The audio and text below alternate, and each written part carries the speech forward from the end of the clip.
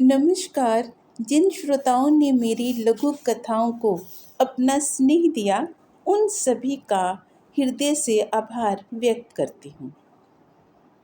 क्या सच्चा प्रेम अपने प्रिय को उसके परिवार से दूर करता है या रिश्तों को सम्मान करना सिखाता है? इसी पर आधारित है आज की लघु कथा परख। पापा, आप भी सोचते होंगे, हमेशा जस्ट पापा कहने वाली बेटी सिर्फ पापा लिख कर क्यों संबोधित कर रही है? करे भी क्यों ना। सबका न्याय करने वाले पापा आज अपनी ही बेटी को ना तो जज कर सके और ना ही उसके साथ न्याय कर सके। आज तक सुना पढ़ा और समझा भी, जिस बीज से पौधा पनपता है उस नए पौधे के गुण धर्म भी उसी पौधे के समान होते हैं जिसका वह बीज होता है। आपने कैसे समझ लिया कि आपकी बेटी आपके समान नहीं होगी?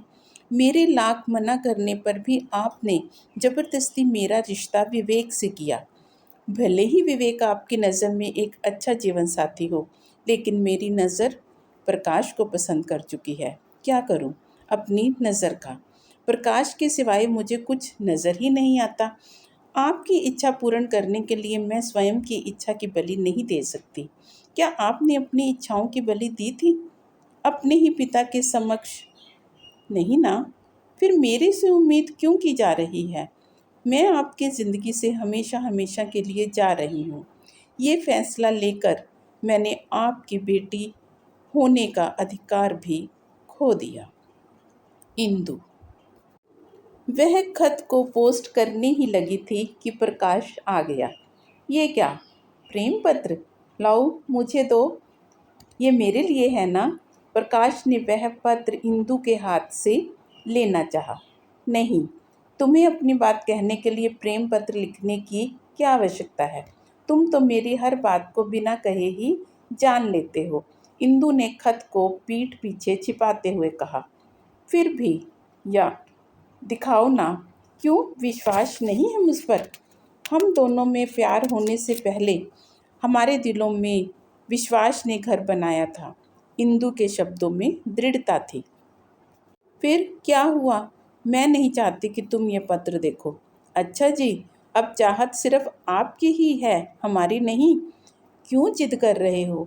सच, जिद तुम कर रही हो। ऐसा क्या जो तुम? वाक्य पूरा भी नहीं हुआ कि इंदु ने प्रकाश को पत्र थमा दिया। प्रकाश ने पत्र एक ही सांस में पढ़ लिया और फिर उदास हो गया। क्या हुआ? तुम खुश नहीं हो? नहीं, मेरे माता पिता नहीं रहे और तुम्हारे हैं तो तुम उन्हें अपने नए जीवन की यात्रा की शुरुआत उनके बिना ही करना चाहती हो। तो तुम्हें ये दुख है कि तुम्हें भी औरों की तरह जायदाद? अपने दिल से पूछो कि मैं तुम्हें चाहता हूँ या तुम्हारी जायदाद को। जानती हो, जहाँ प्यार होता है वहाँ सिर्फ और सिर्फ प्यार ही होता है। प्यार किसी स्थिति, वस्तु, रिश्ते का मोहताज नहीं होता। वो प्यार है, सिर्फ प्यार का ही मोहताज होता है। तुम्हारे जीवन में मेरे प्यार से पहले तुम्हारे माता पिता का प्यार आया था। फिर गंभीर होते हुए कहा, मेरे शब्दों को सुनकर तुम गुस्सा ना करना। विचार करना कि जब तुम अपने माता पिता के प्यार की वैल्यू को ना समझ सकी, तब वक्त आने पर मेरे प्यार को भी ठीक इसी तरह ही नहीं छोड़ दोगी जिस तरह तुम अपने पिता को। वाक्य पूरा करने से पहले ही इंदु ने प्रकाश के होठों पर हाथ रख दिया और कहा, अच्छा, चलती हूँ पापा के पास तुम्हें मांगने। और जब तक पापा हमें विवाह करने की इजाज़त नहीं देंगे, हम इंतज़ार करेंगे। और फिर हंसते हुए बोली, देखो जज पापा तुम्हें कब तक जज करते हैं। सच्चा प्रेम अधिकार नहीं, विश्वास और सम्मान का नाम है। यदि इस लघु कथा ने आपके मन को छुआ तो इसे लाइक करें और अपने विचार कमेंट्स में ज़रूर लिखें। साथ ही चैनल को सब्सक्राइब भी करें।